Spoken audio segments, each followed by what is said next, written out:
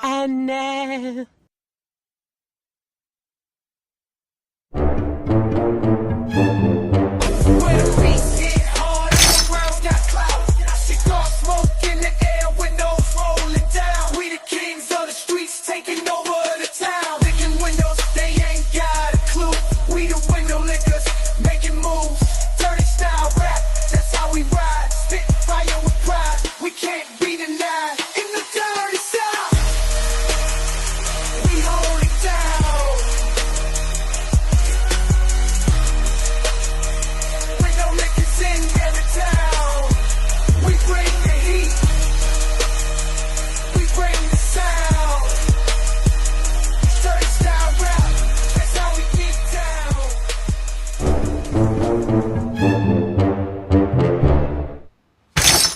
What's up, everybody? Bada boom. It's the two bearded guys in the room. Hey, we're here to talk Monday Night Raw. It's me, the voice, with my co-host and friend, Kevin Kalloway, the Chaos Goblin. Kevin, how are you doing, my friend? I am doing well, fresh off an AEW show appearance after switching timelines and places with the young boy last week. Very true. We are back to WWE land this week. We are. I feel I came back at the right time because we got some nice shocks. We've been yelling about shocks. We've been perseverating about how they need to take a chance, and I think we're seeing a little bit more of that. Yeah. What was that word you just used again? Oh, I used a lot of big words there, brother. That Persephone? Perseverating? Yeah, perseverating. Yeah, so perseverating, I use that actually more in teaching, especially for people with special education, especially with people on the spectrum. Okay. Perseverating means that you're continuing to do the same thing over and over and over again, or you're focused on your thoughts of the same thing over and over and over and over and over again. You can't get off of it. So if you're perseverating on something like an action, or I'll give an example of a student I've had in recent years. He could not move on from one test question until he finished it. Mm-hmm. He couldn't skip around the test. Okay. So if he didn't know one thing, he wouldn't finish the test, Oh, man. which is tough because he knew the rest of the stuff, but he would not recall one of the things and he couldn't move on until he got past it. There's other ones where they'll perseverate on their negative feelings about themselves, where they'll continue to like, oh, I didn't know this one question, therefore I'm stupid. No, you just didn't know one question. That's okay. You can keep learning. That's the whole point of school. But if you're going to focus on just the things that are going wrong, you can't actually open your mind up to focus and learn, which is what that student ran into. So, a little update on how Kevin's work works. Kevin, I don't want to be one of those people on the internet, but I think you might have diagnosed me, man.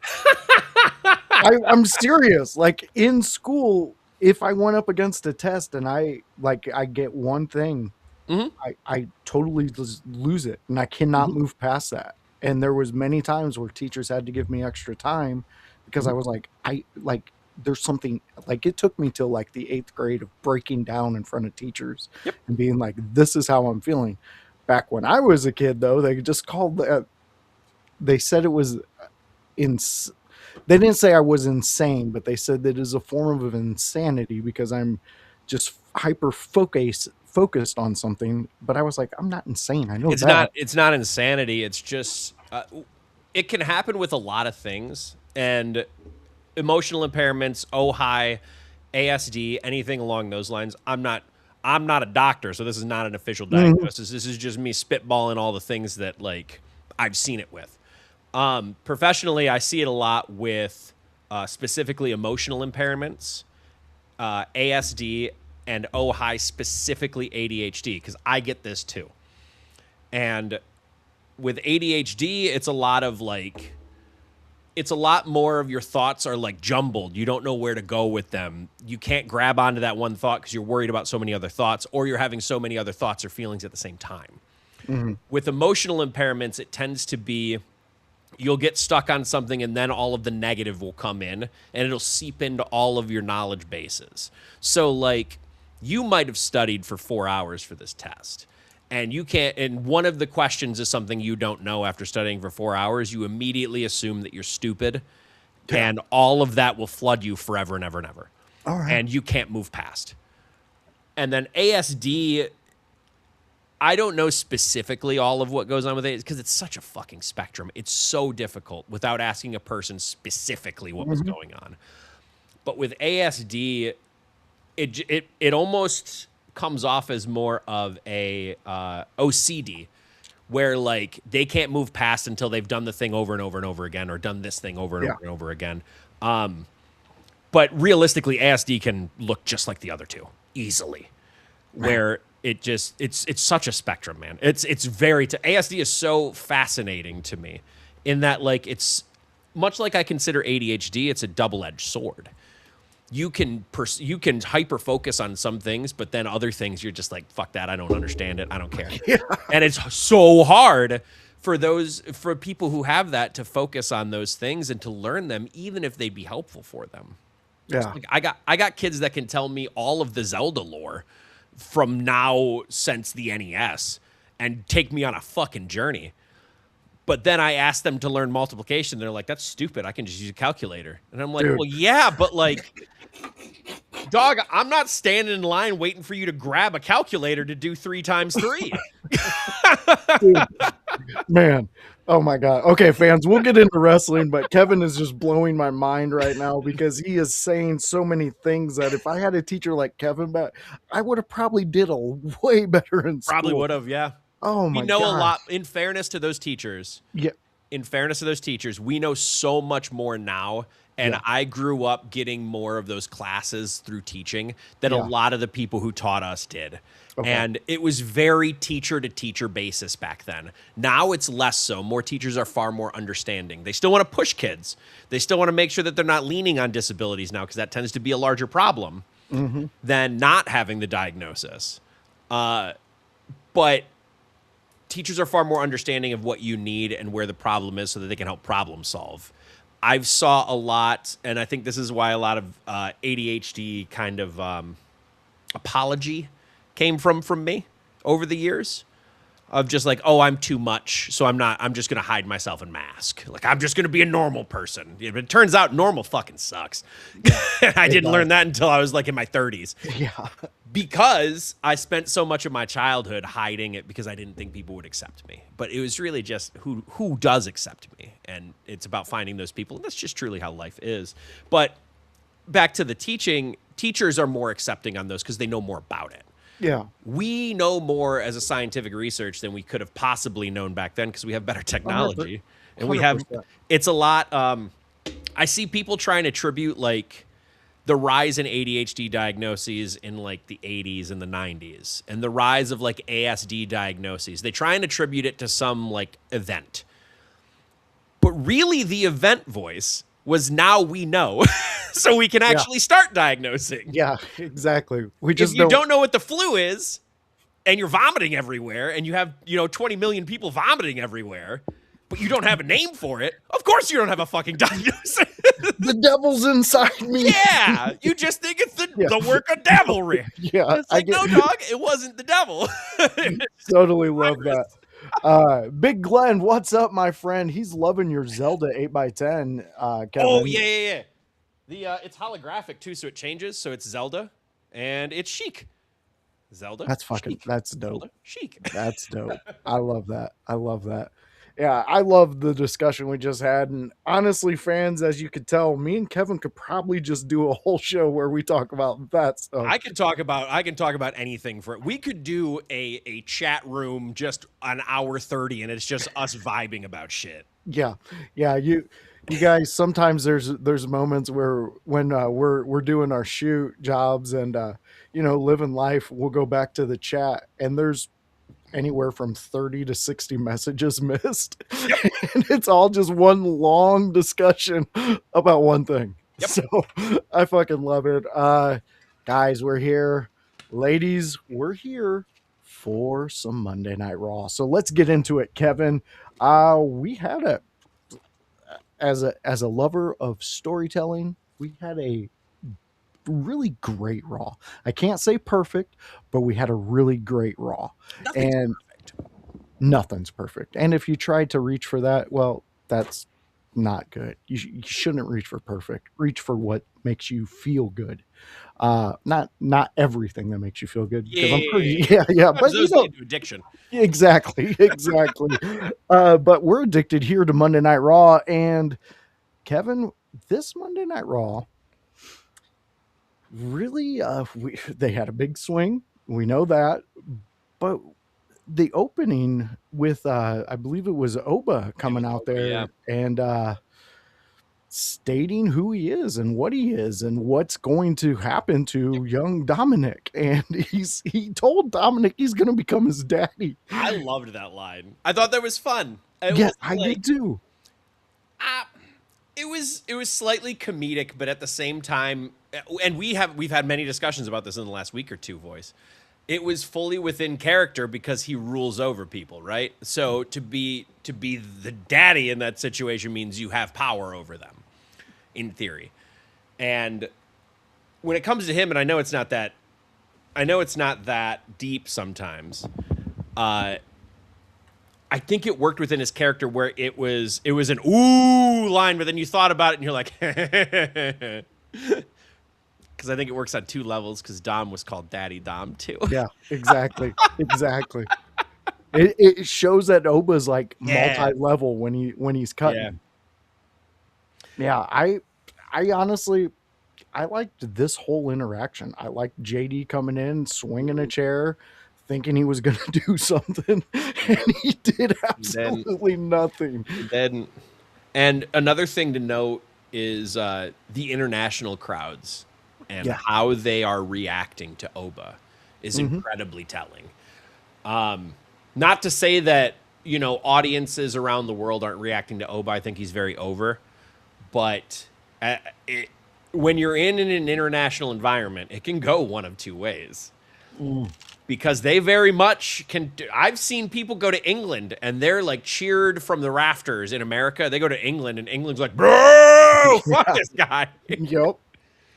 And it's just like, damn, dog, I didn't know England felt that way. But it's nice to see they're going to Italy, they're going to France, they're going to these places, and Oba's just as fucking over. And that's good because I think they need, and we've talked about this probably for a year, quite frankly, they need stars because a lot of their stars need cycled out. Not because they're bad, but because at some point you just get tired of a weekly time over and over and over again. True. I mean, how many seasons can you run of the same guy? And I mean, listen, I love Scrubs, but season 8 wasn't their best work. No, it wasn't. It had its moments. I would argue season 7 was worse, but see, again, fans, we can get into any discussion here on the show, and this one would take us. It would take us through the whole time. Yes, it would. Here's what I like about Oba, and it plays into what you're saying, Kevin. He's becoming that international star. Yeah.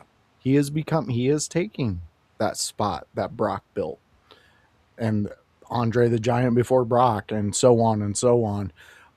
But it's kind of comforting because I believe that a lot of people from our generation who are still wrestling fans, they really got into Brock, like just because he was something different at the time. Yep, he was a different monster. Again, now we're going into Oba's time. Oba's a different monster. Some of these people have never seen a man of his size move the way he does. And like the launch he did to Dom in that back and forth, like he gave him some extra chuck on that one. And it was brilliant. Dom played it perfectly, landed perfect. And that pop when Dom went flying in the air was awesome. Yeah. And Dom as a worker had to be like, oh, fuck yeah, they're cheering for this shit. Yep. This is getting over. And JD, he kept going. Like, I love JD's work right now. Yeah. I think JD's playing his part right now quite well. Perfectly. Yeah. I really think there might be a big swing with JD coming up. I think so. This is speculation, and I guess this takes us a little bit into the Queen of the Ring tournament too. Beautiful. So we'll smooth transition into that because I think it's a viable part of this. I think Judgment Day. We've been talking about this for a year and a half. So bear with me that this is another talk that we've had before with different people in the group. But that Queen of the Ring tournament, we have Raquel through, we have Liv through, and we had Roxanne lose, I believe, to EO, correct? I believe that was, EO. I believe EO is through. yes, EO is through. So I assume we're gonna have someone's got to go through all of Judgment Day, right? True. So EO went through Roxanne. Mm-hmm. EO goes through Raquel, and then EO goes over Liv. Because then EO can face Liv for the title. Her title. And then it doesn't matter if EO goes over. EO's already beat her. That's true. Liv And can get the title if you want. that sets up a pretty good main event for Clash of Champions. Or I think what is- SummerSlam. That would be SummerSlam, right? Are they doing SummerSlam King of the Ring to SummerSlam? yeah, King of the Ring to SummerSlam. Yeah, The winner of the Kings of the Rings will go to SummerSlam. What's the one? Night of Champions. That's where I believe. That's where the finals is, right? Yeah, the finals is that Night of Finals Champions. is at Night of Champions. Yeah, And it so- sets up a great match for Night of Champions, and it sets up a great a return match at SummerSlam with some steam behind it. Because now Liv can say, hey, you know, what the fuck? I lost, but I didn't lose the title. I lost, but I didn't lose the title. You know, however you want to sell it. Technically, you could also set up, and I don't think that this is a bad thing, you can set up Liv versus Rhea at SummerSlam for Rhea's title. I don't think you want to put both titles on Liv. I don't think that that's a good course of action. I'm not saying you can't, Well, here's my where my brain just went. unless you're going to unify them. So okay, now that's whole an other thing. interesting. Yeah, that's another. Hit yours first, and then we'll hit the unification angle. Okay, so when you were discussing that, what if Liv gets to the finals? Uh-huh. She loses to EO. EO gets that title shot. Sure. She picks Liv again. Mhm. Would they have Liv lose twice? To Probably EO? not. You could, because at that point, this is more setting up to what my transition was going to be about. Okay. The implosion of the Judgment Day. We've So been there- calling for this forever. So the thing that they haven't shown before, and this is the difference, there has never been strife between the women in the group, other when Rhea got supplanted, right? But Liv wasn't really in the group; she just kind of supplanted her. Correct? Am I forgetting that? It's been a year and a half. I might be wrong. Rhea was there. She started hanging out. Or Liv started hanging out. She started talking to Dom, but wasn't really in the group. Yeah, she started Correct? like. She wasn't really accepted into the group. Yeah. Finn was trying to move her into the group, but there was a lot of strife about it. Yeah, If I'm remembering correctly, which yeah, I'm Again- pretty sure that's again where it was at. I could be wrong, but I'm pretty sure Damien and Rhea got kicked out in the same night. I think it was both SummerSlam, correct? I want to say yes. I think Rhea was the beginning of the night and Damien was near the end because Dude, this Damien is- got cost the title by Finn Balor. True. Yep. Okay. I know that part, and I know Rhea got cost the title by Dom. Yes. So I think that For happened in the Liv. same night, if I'm not mistaken. So if you're going that route, you could go a Judgment Day route where they implode. They're already teasing it with the women, specifically with Roxanne and Liv. I think at this point they're probably setting up Roxanne to beat Liv for that title or to cost her that title, one way or another. Don't know when they'll do it. Could be after, could be before SummerSlam. Could be anything. But I suspect that they are setting up Roxanne to be the one to beat Liv or to cost Liv. That's my assumption. I can kind of see them doing that, especially with not advancing Roxanne Sure. in the tournament. That just gives her another thing to dig in about. And you could have Rhea and Liv at SummerSlam, and Roxanne can cost her there too. Ooh, but you also have to remember, we have to remember, Roxanne was the second thorn in Judgment Day's side because Liv did not want her in there. Yep. So basically what has happened is Liv took Rhea's spot. Oh my gosh. They could replay it all over again. Yeah. Using Roxanne as the Liv component. Yep. It would give Dom more heat too if he started dating Roxanne. I know they've been speculating this too for a long time. So you could do the same thing that you did to Rhea to Liv. And you could do it, funnily enough, you have the opportunity to do it with Rhea in the match benefiting from it. That's true. Dude, I almost want them to swing the other way and it turn out to be Raquel and Dom link up. Wouldn't that? I don't hate that either. I do think Roxanne is a better fit with Dom. I do too. Only because I think Roxanne will make a better chicken shit heel to kind of go with it, and Raquel can just go with Roxanne instead of staying with Liv. Yeah, and I think you still get that like Diesel-like enforcer. Yeah. I just honestly, all I want out of that idea is Raquel looking at Tom and being like, "I'm your daddy now."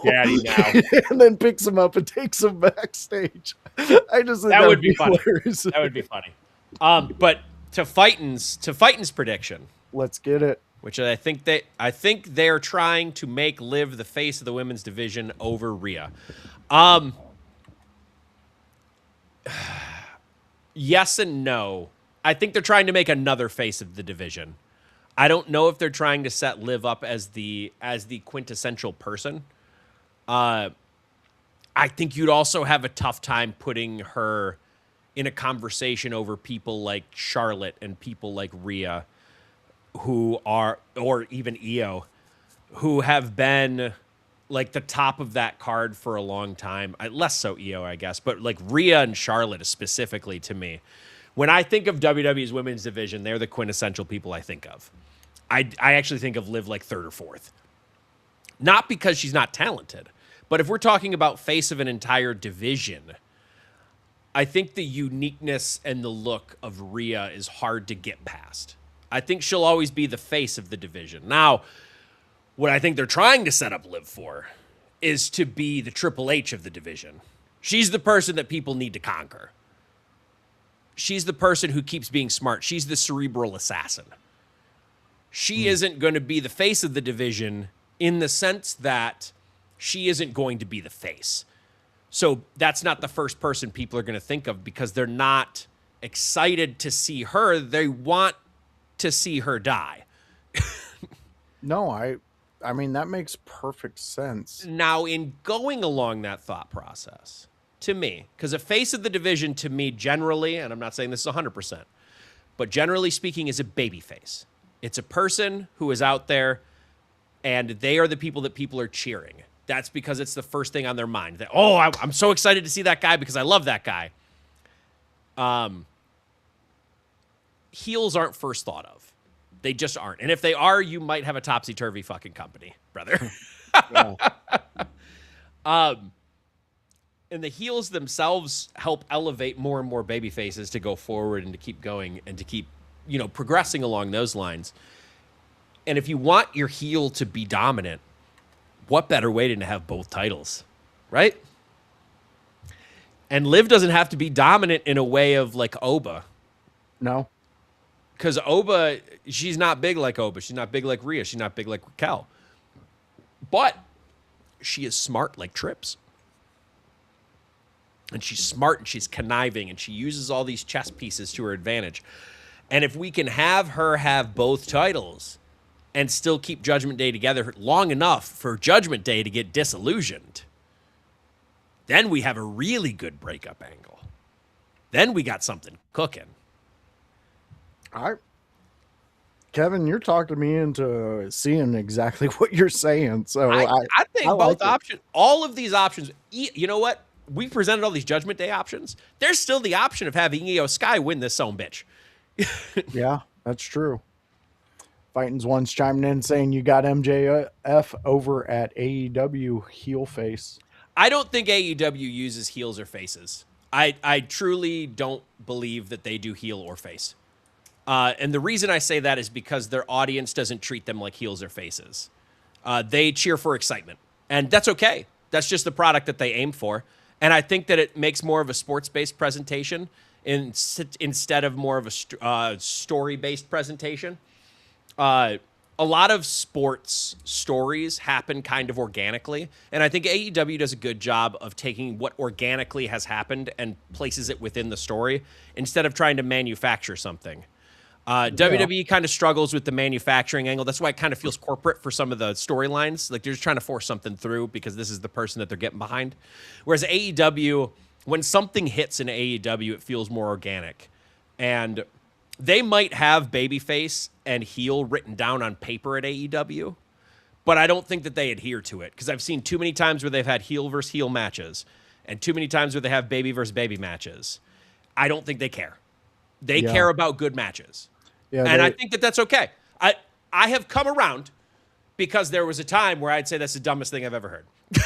But I've come around and looking at it and saying, like, if this is what your audience wants and you can't force them to hate somebody because they love their work and they understand that and your fan base is a little bit more hip to the product, let's speak, hip to wrestling and terminologies and things like that. Not that they know everything, but they're more aligned with, hey, this person's good at their job.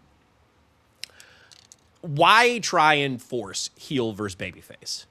Why do it? I think you just have people working within their character. So MJF, to me, heel face, I would say that's probably accurate in the sense that people are entertained by him. He's such an entertaining dickbag, but he's just MJF. He is portraying the character or persona or however you want to phrase it, the wrestler MJF. How MJF acts is how MJF acts, whether you cheer it or you boo it. It's up to you. Yeah. And I think AEW does a decent job of getting out of their own way when it comes to that. So if you got someone who's a heel that people are booing, they can sometimes take advantage of that.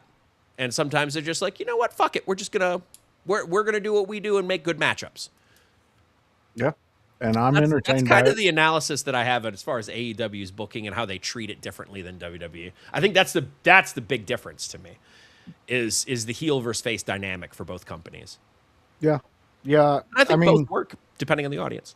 Yeah. I get more lost in the AEW matches as a fan because it's that way. Yep. And I can also get lost in a good story being told by WWE doing the opposite, where they're telling me this is the guy you cheer for, this is the guy you boo. I think WWE does moments better. AEW does matches better. I can agree with that. I think that's generally true. And I'm not saying that's across the board. There's always going to be things that are different. There's going to be stinkers that are in AEW, and there's going to be fucking match of the year, mask versus mask matches in WWE products.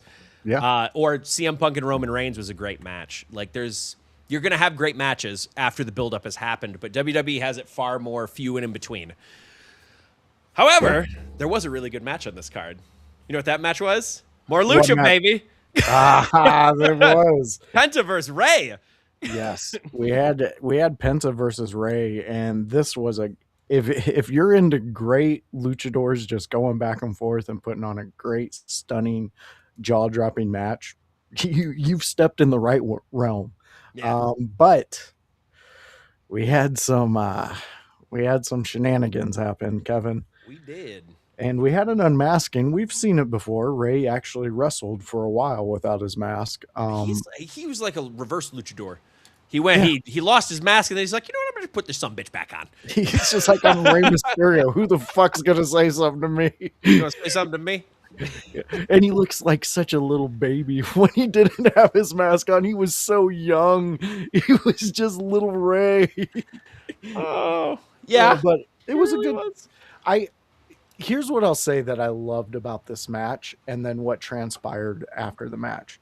What I loved about the match is it was what we're seeing as the cruiserweight, the luchador wrestling Yep. today versus what we seen when we became just memorized with it, and it was because of Rey Mysterio. Now it's because of Penta. Yep. So to see that visual of the torch being passed, Penta gets the 1, 2, 3.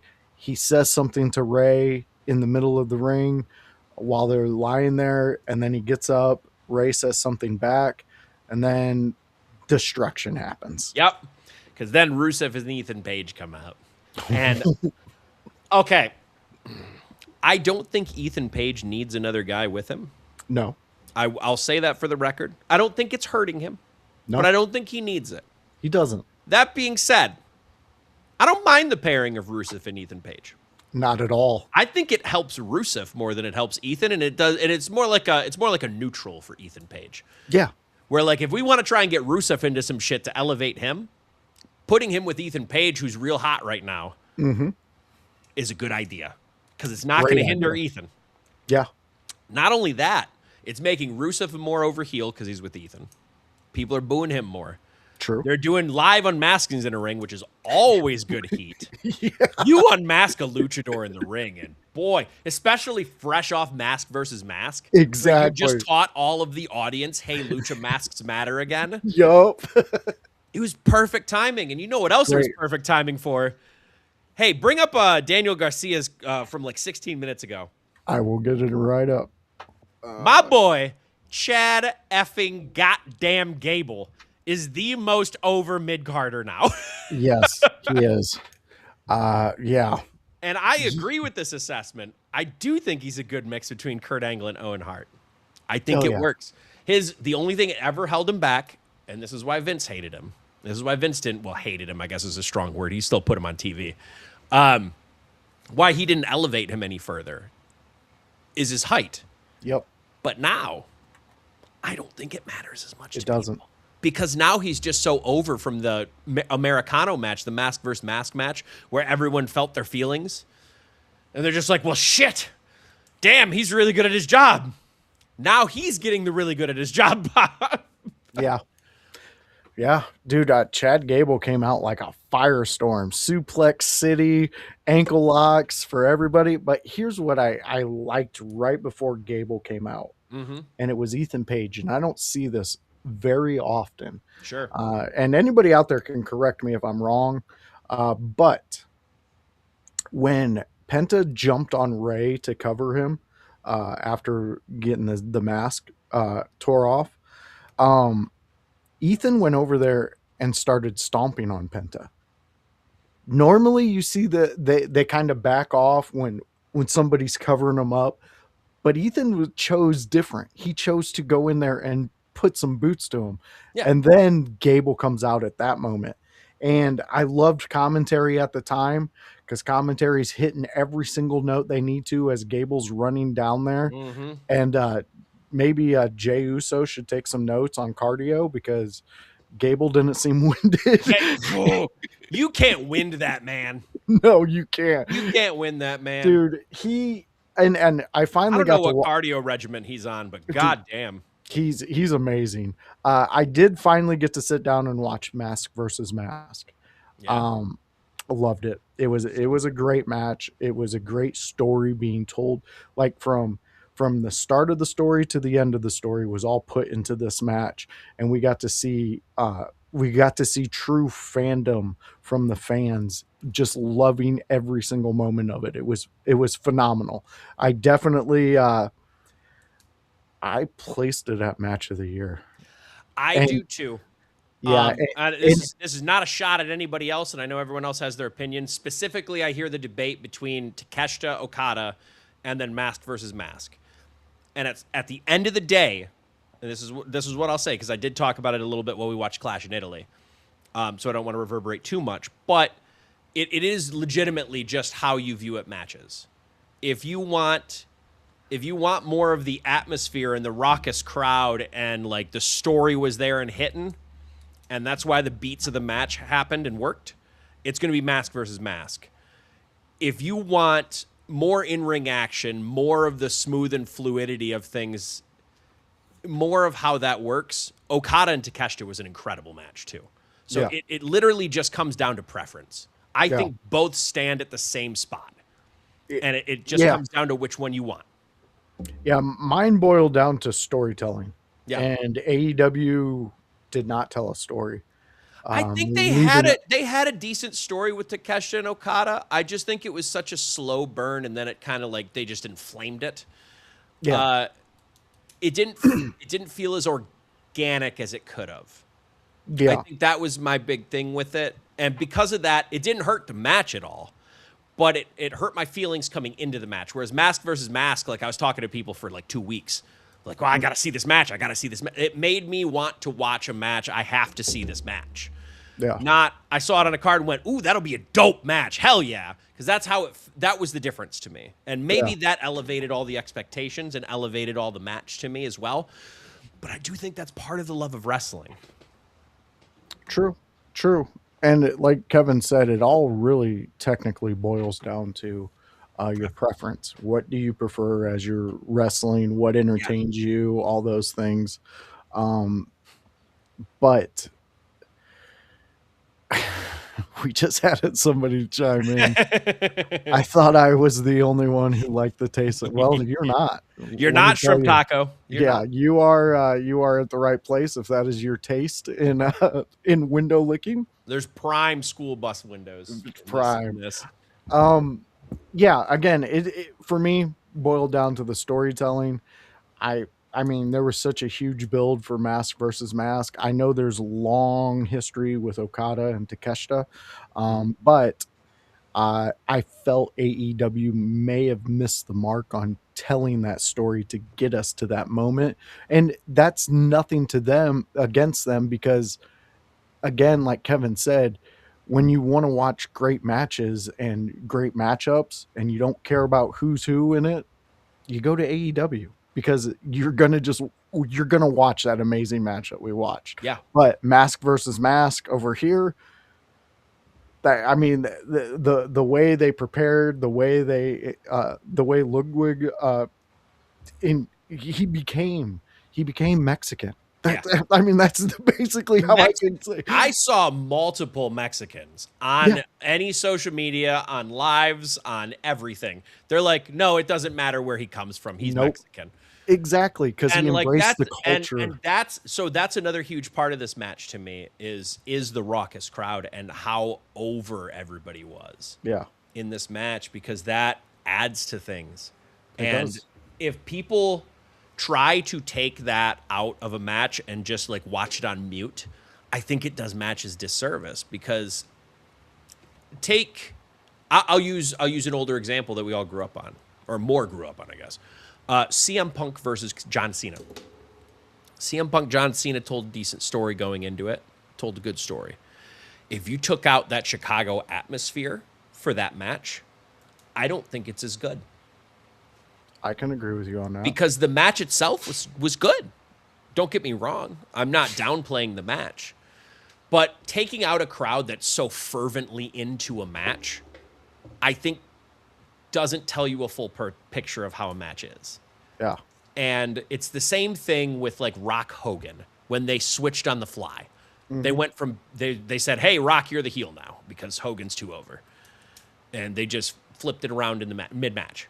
True. And mannerisms and everything like that. And when you do that, it's listening to the crowd. You don't get those moments without it. Yeah. I mean, you wouldn't have ECW without that mentality. I would argue you're not a real worker if you're not listening to the crowd.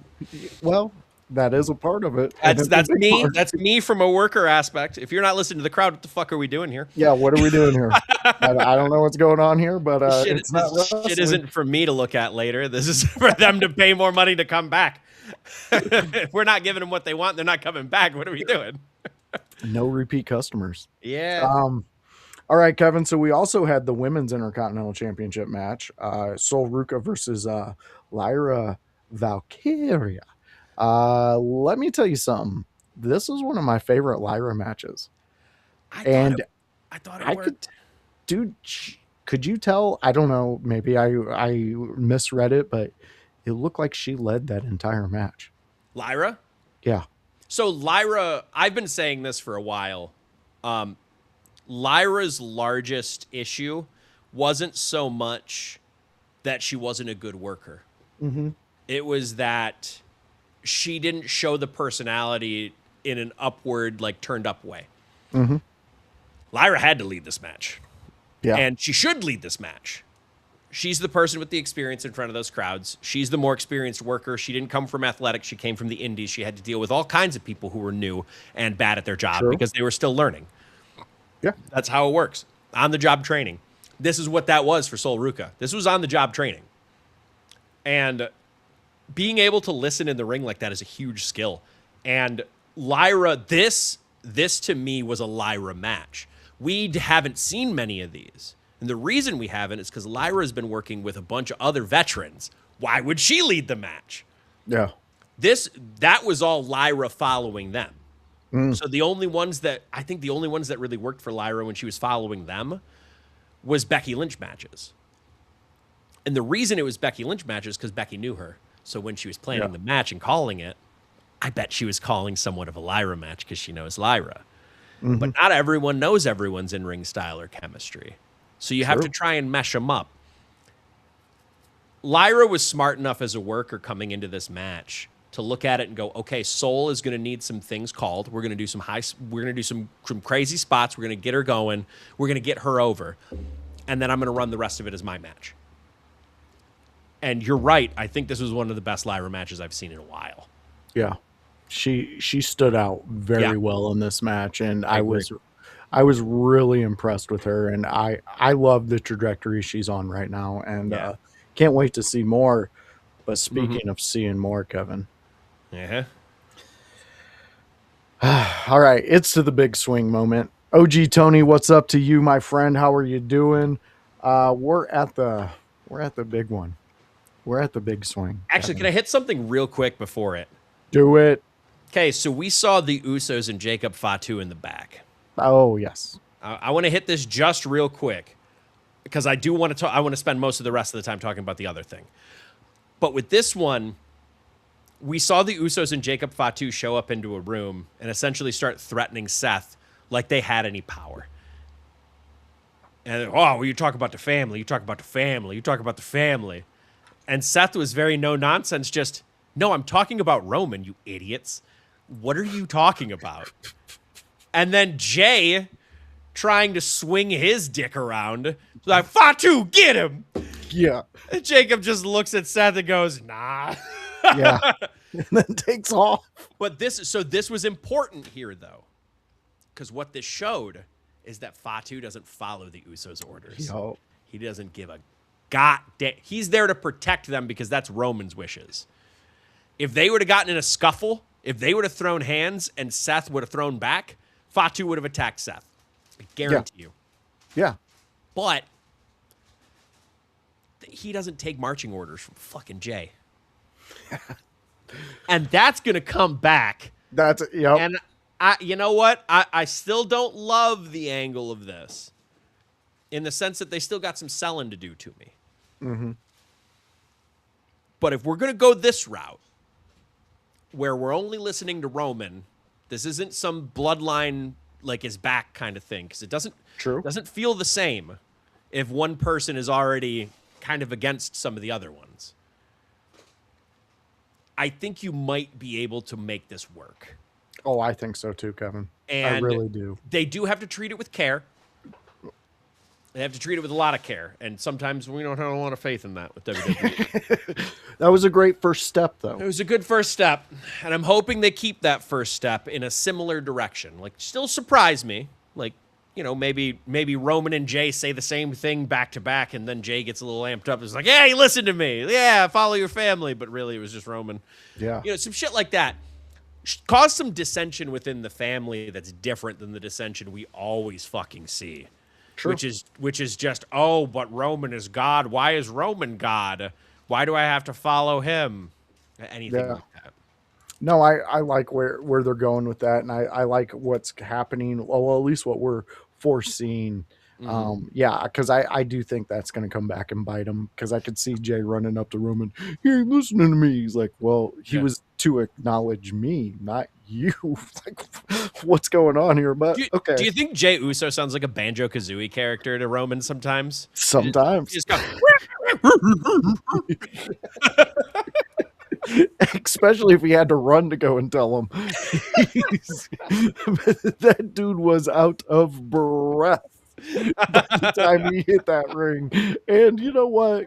Good for him. Maybe he was just amped up, the Maybe. excitement of being back and doing bloodline shit, yeah, I he's mean, doing bloodline shit. it's He's cool. just so happy to be important again. Jay just wants a shiny ball, please. He does. But we're here for it. We're gonna keep watching it, because I think they're building something great. And I think this Jacob Fatu thing might work out. I think Again, it I'm might with you. work in the end. I wasn't happy about the initial thing that it went down. I thought there was more exciting ways to do it. If you're gonna do a slow burn like this, at least treat it with some thought process. And it does seem like they're starting on the right foot now. Yeah. Whether they stick the landing is a whole other damn thing. But Time will tell on that, and we'll be here every week. We'll be here to cover it and talk about it. Speaking of talking about things and covering things, we got to hit who who advances in this tournament, and it is a big swing from WWE, from us. I mean, from our opinion, looking in at it, to have Javon Evans win the qualifier, basically, to get, he's in. Javon Evans is in the tournament. Yeah. And this was a good match. This was a really good match. It had me wondering who's going to get this win, especially when Seth went to Stomp City. I was all over the place on this one, and I am so stoked Javon Evans was raced at the end of that. Hit us with your thoughts there, Kevin. Dude, we just wanted surprises in this tournament. We did. Boy, I think we only got one that wasn't, in the sense that, like, at least for us, and I'll take this back to the IYH list, and this was concocted the second that we saw the brackets, right? As in the Clash of Italy post show. Here's our current bracket. We had these four people advancing. We were wrong twice already. And I'm not confident about that last one, because it was the least confident we were. Yep. We just kind of said, oh, well, they got to do something with Royce at some point. Yeah. And that, like, now, like, we're talking about Finn being the one doing it, because we have all Raw people. It's all Raw. Do they go all Raw? Do they not? Does Jay win this last one? Does Finn? Does Royce? Because Royce could go through and then lose to Javon. That'd be fine. Yeah. But, man, like, this tournament has given us something now to say, oh, my God, what's going to happen? Because a lot of people are going to default. Actually, I don't think people will default to this, because we were talking about it earlier. Does Oba win? Well, we don't know. Yeah. Because if we didn't have Brock Lesnar here lurking in the shadows, we would have all looked at that bracket and said Oba is winning. Yep. But now we have Brock Lesnar lurking in the shadows. He could strike at any point to screw over Oba. So are we so confident that Oba wins this now? No. No. Could Dom win this? Sure. I don't think I could rule it out. Just looking at the rest of the board. Could Javon win this? He could. I don't think I could rule that out. Could pretty much any of the other four guys left in this, which is, by the way, Jay, LA Knight, Royce Keys, and Finn Balor. Yeah. Could any of them potentially win this? I think the weakest of them is Royce, only because he's got his solo shit going on. But could he still win? Why not? I think it's viable. I've seen surprises already. Yeah. I Why mean, not? they've already taken out huge names that people were saying this guy's winning it. And they've introduced some ways that they could do a bombshell. Mm-hmm. And wouldn't Cody it Cody doesn't have a challenger yet written in stone. Roman doesn't have a challenger yet written in stone. A Raw guy could win and challenge a SmackDown champ. this is 100% true. And Javon Evans, if he let's say he wins it, Mm-hmm. would he go after Cody? Wouldn't that make the most sense to go after in your young career? Why would you look? You could go up against Roman, that's fine. But when you go up against Roman, you also got his family. Yep. So that's So why? something that would be, and plus go over there, blow up. Oh my gosh, it would be amazing. But again, any of these guys could win this. Yeah. Finn doing the same thing would not hate it. Would No. not hate it. And we could have here's another match I can sell you on. We could have a Dom versus Finn rematch for the finals. There is still that possibility. Well, I've already bought my ticket for that. Thanks, Kevin. You sold me. I like that. No, but you're right. Or We could get an Oba Javon rematch from NXT.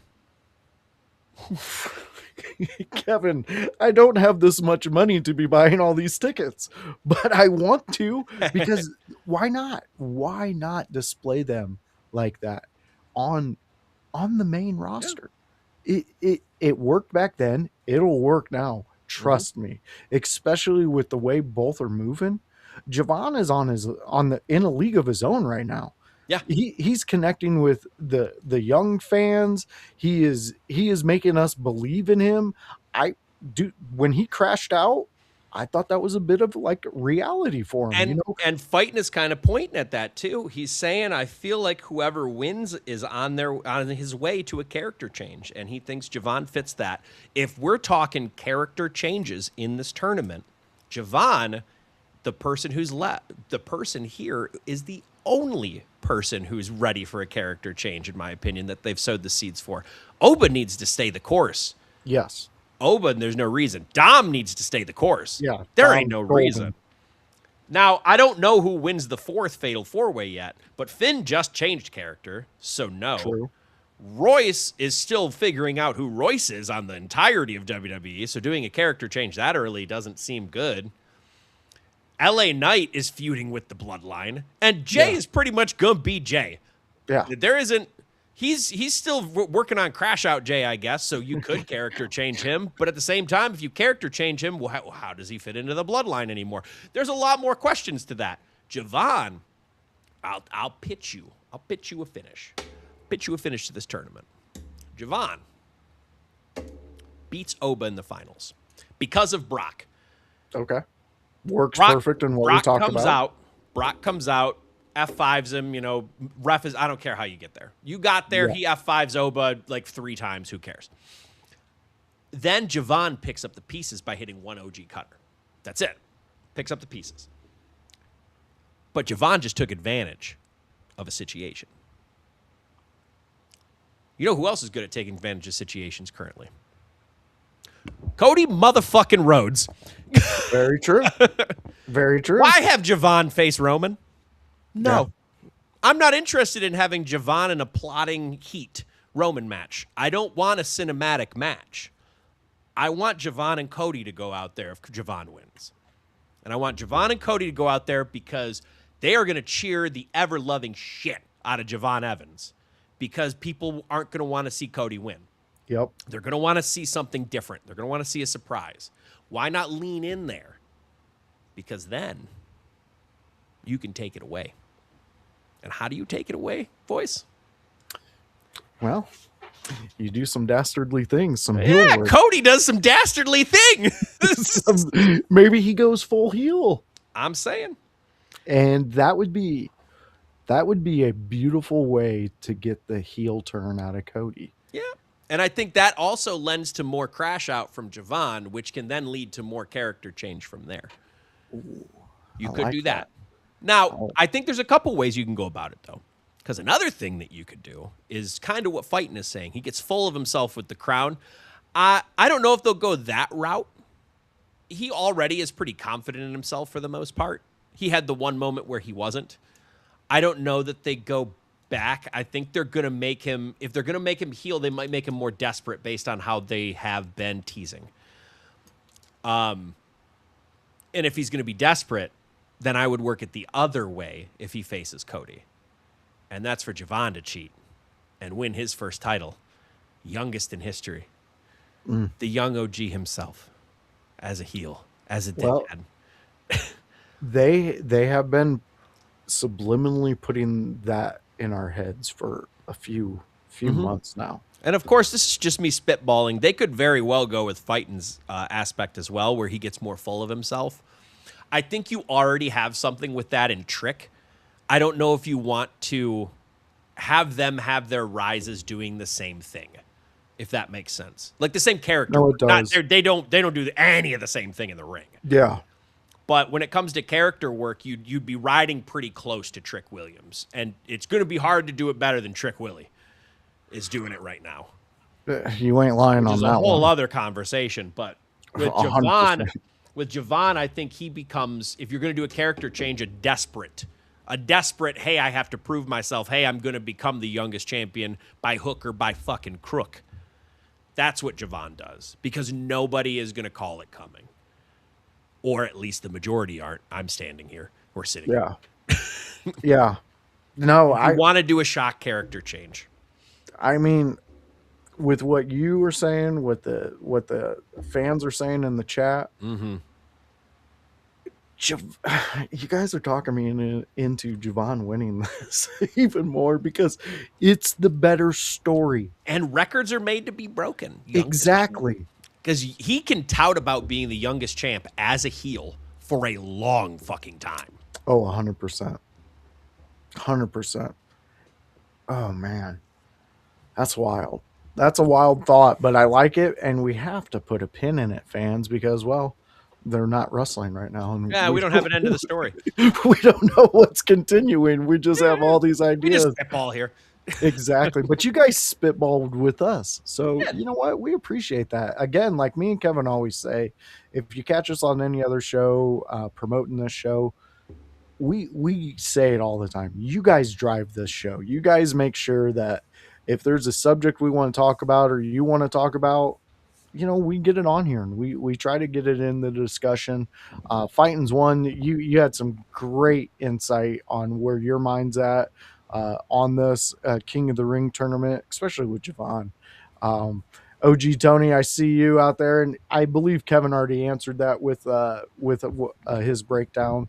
But who wins and gets the world title match? Yeah, I realistically, I don't know. In the sense of like, it could be anybody still. It could be. I could get a story out of any of these people at this point. The people I knew who would get eliminated were already eliminated.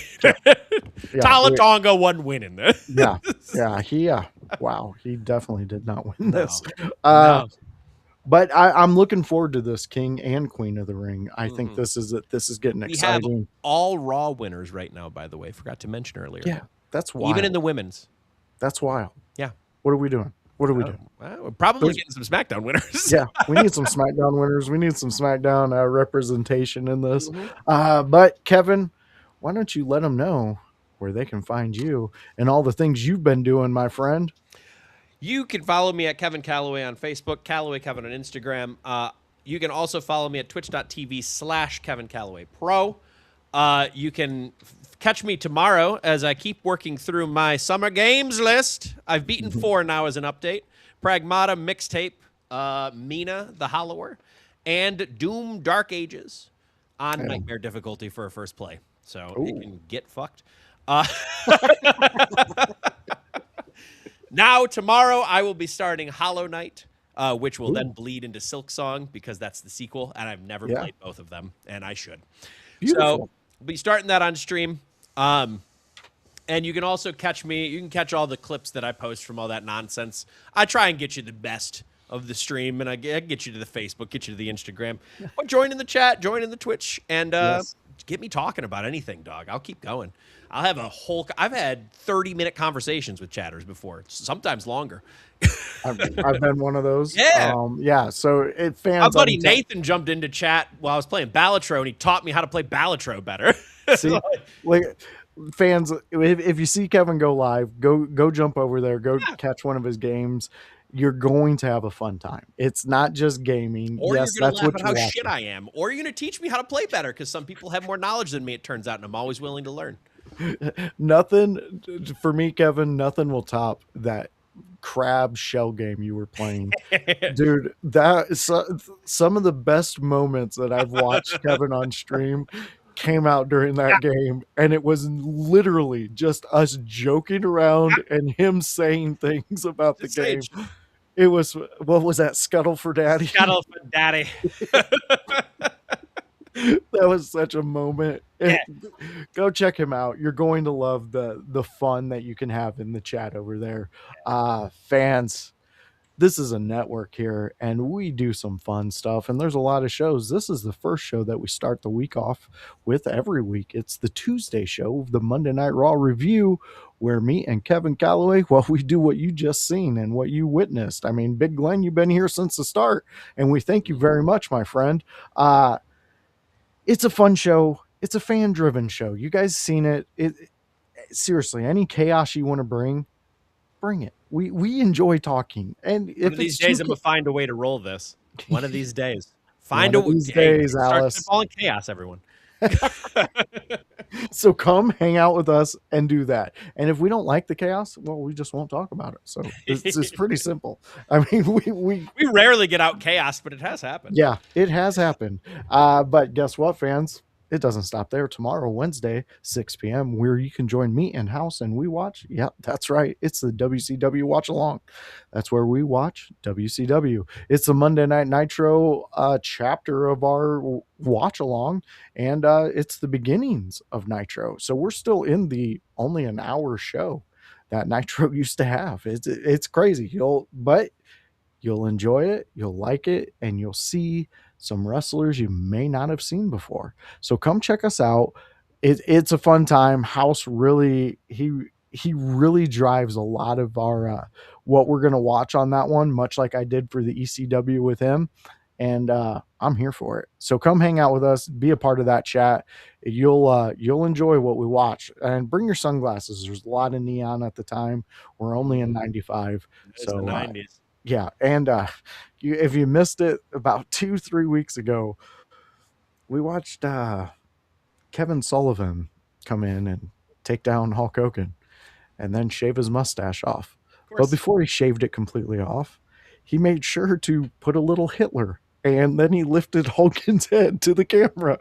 And it's all, you can catch it. You know what? Go watch our stream of it, and you can hear me and House lose our shit when he does it. But it's fantastic. Go check that out. That's, again, Wednesdays at 6 p.m. Last show is the AEW Dynamite. Yeah, it's a fun show. It's a great show. It's an OG Tony, House, and me, the voice show, where we sit around and we talk about AEW.